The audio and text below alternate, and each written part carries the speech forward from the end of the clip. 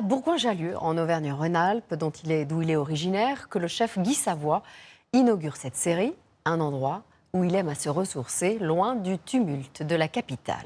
Elisabeth Tran, Bertrand Lachat.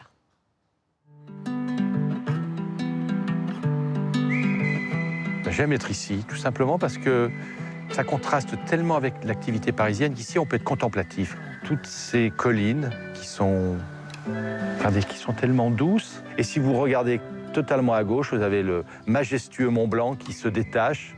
On ne peut pas être insensible à une telle beauté. Le goût de la nature, c'est ce que le chef Guy Savoy retrouve chaque fois qu'il revient en Isère. La campagne bucolique dans le Bas-Dauphiné laisse place en quelques instants à une toute autre atmosphère. Voilà, les Caraïbes à 3 km. C'est le lac de Charavine, Paladru. Quand on était gamin, on venait à vélo, et ça fait de belles balades. Hein. Et on était contents, là. C'était notre mer à nous, quoi. La famille Savoy habitait Bourgoin-Jallieu à une trentaine de kilomètres. C'est là que Guy a grandi dans les années 50. C'est là que vivent encore ses proches. Mon frère, ma sœur, et puis des amis, et le rugby. Le rugby, pratiqué à l'adolescence, est resté à jamais dans son cœur. Ouais, c'est amusant. Dès que je vois comme ça, stade Pierre Rajon, j'entends déjà les clameurs du stade. Aujourd'hui, pas de match. Non, ça va, c'est souple.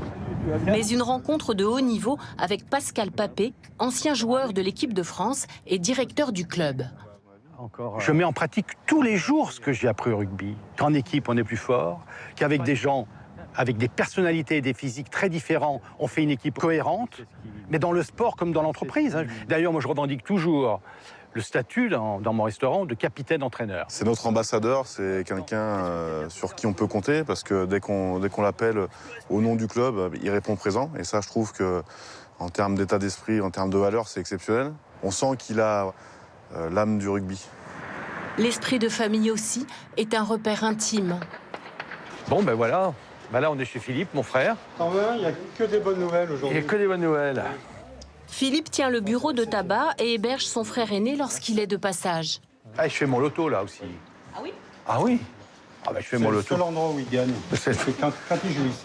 À 8,50 € la dernière fois. J'étais content. Sur les hauteurs de la ville plane l'empreinte de toute la famille et sa plus belle réalisation, l'auberge de l'Esplanade, créée par ses parents. J'étais ici jusqu'à l'âge de 16 ans. C'est avant tout le souvenir des jours heureux. Les parents qui étaient donc des grands bosseurs et qui nous disaient pas toutes les 5 minutes qu'ils nous aimaient, mais ils nous le prouvaient en permanence, quoi. C'était une vraie famille, quoi. Une vraie famille où tout le monde était impliqué. J'ai évidemment beaucoup appris, mais évidemment. Loin de la gastronomie parisienne, l'ancienne buvette reste un jardin secret. Aujourd'hui transformé, le restaurant accueille des clients fidèles depuis 50 ans. Des gens qui venaient manger des truites et un fromage blanc, il y en avait plein, je vous promets. Et c'était bon? Ah ben oui, bien sûr, bien entendu. Et puis c'était tellement simple, c'était tellement la vie, c'est magnifique.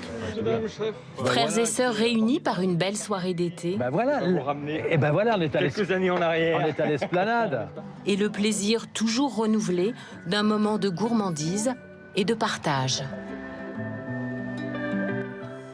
Allez, restons à table avec un produit d'été que les Niçois connaissent bien, la fleur de courgette. C'est en ce moment la pleine saison. On la déguste le plus souvent en beignet, mais les recettes sont nombreuses, comme nous le montrent à Nice, évidemment, nos correspondants Vincent Capu et Christelle Guérard. La fleur de courgette, c'est la fleur du soleil. Elle ne pousse que dans la région de Nice, sous serre ou en plein champ comme ici, dans la vallée de la Siagne. Sur cette exploitation agricole, on en cueille tous les jours et impérativement le matin, avant qu'il ne fasse trop chaud. Comme toutes les fleurs, elles se fanent. Et si on passe la ramasser dans l'après-midi, elles sont toutes fermées. En l'occurrence, ce sont des courgettes de Nice, ce qu'on appelle les courgettes trompettes aussi, qui sont des courgettes très spécifiques à la région et qui ont l'avantage de faire beaucoup de fleurs. Ce sont évidemment les fleurs mâles que l'on ramasse. C'est-à-dire ce sont les fleurs qui ne portent pas le fruit, contrairement à la fleur femelle qui, elle, porte le fruit.